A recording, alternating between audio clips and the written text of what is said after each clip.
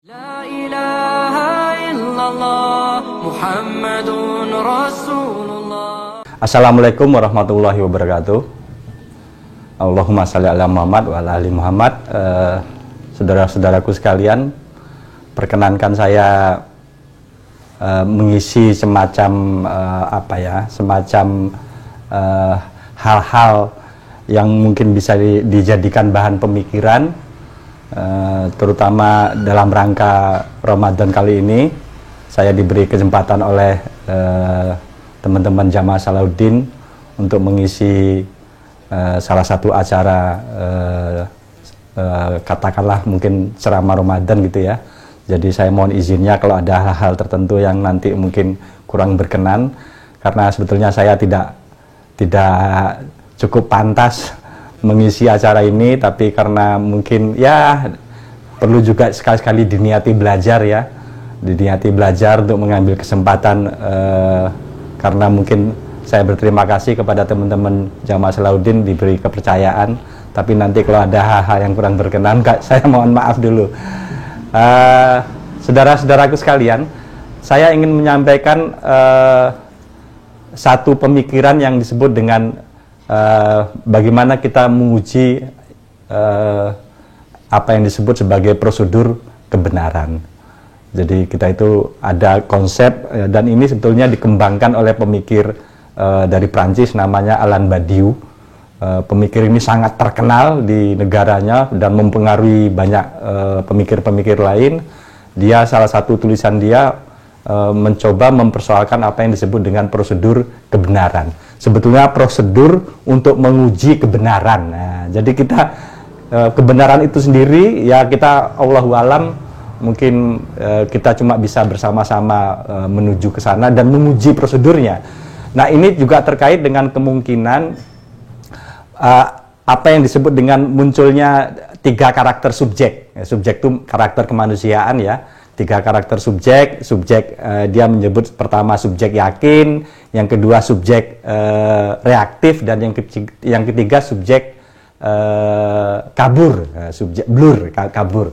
Nah, ketiga subjek itu semuanya sebetulnya merupakan proses dari perjalanan dia, perjalanan kehidupan dia menghadapi begitu banyak peristiwa, kejadian-kejadian. Nah, peristiwa-peristiwa dan kejadian-kejadian itu dilihat sebagai satu himpunan.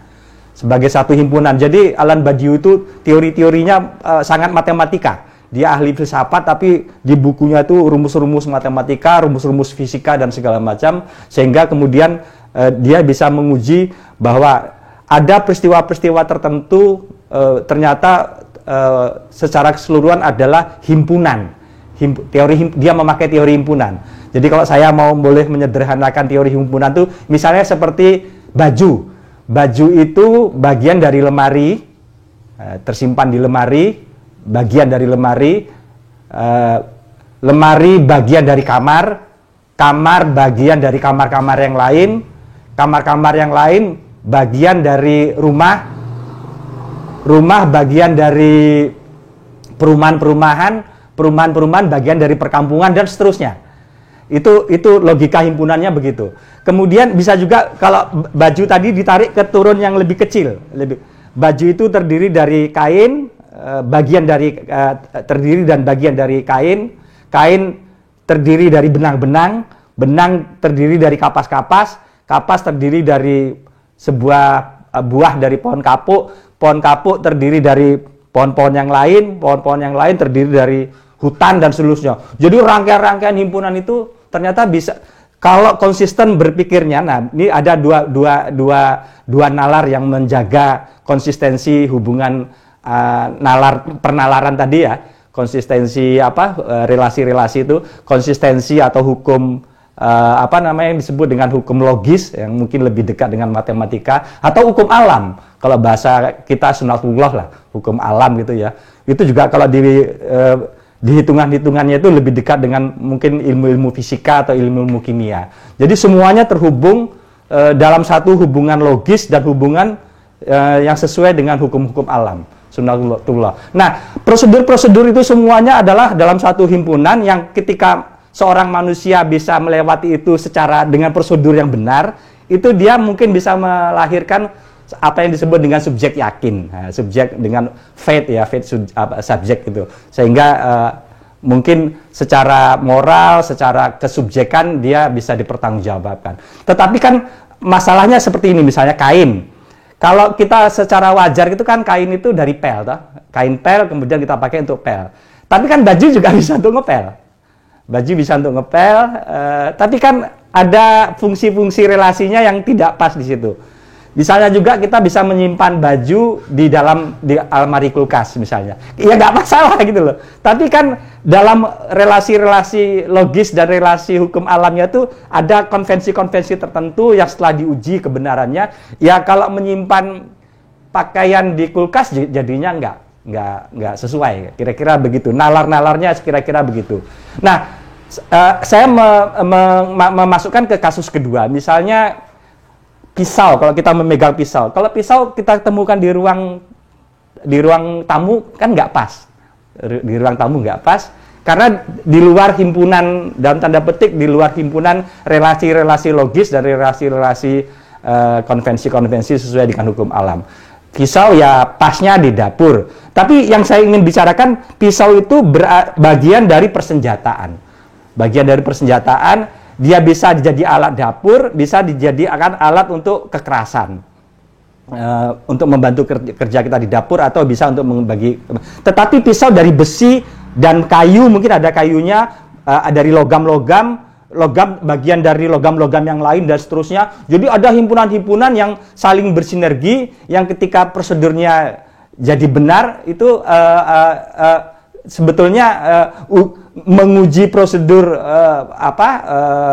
hubungan relasi-relasi tadi bisa dibuktikan secara empirik, bisa dibuktikan secara ilmiah dan seterusnya. Nah, cuma kemudian pisau bisa kemudian Anda memakainya untuk penggunaan yang lain.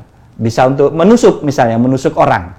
Nah, menusuk orang pun bisa di dalam satu hukum logis tertentu, bisa juga menyalahi prosedur kebenaran tertentu. Jadi sebetulnya kita itu bisa menguji kok. Ketika Anda menggunakan pisau, pisau itu kan suatu sinergi hubungan-hubungan prosedur yang katakanlah sesuai dengan hukum-hukum logis dan hukum sunatullah tadi ya.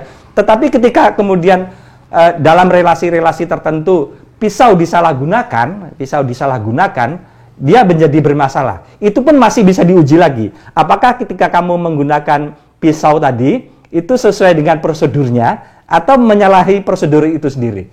Nah, itu yang diuji. Jadi sebetulnya kalau ada proses-proses pengadilan pembunuhan gitu, yang diuji itu sebetulnya itu diuji. Yang diuji itu kamu ngapain hari itu? Di mana? Kamu dari mana mendapatkan pisau? Siapa temanmu? Kamu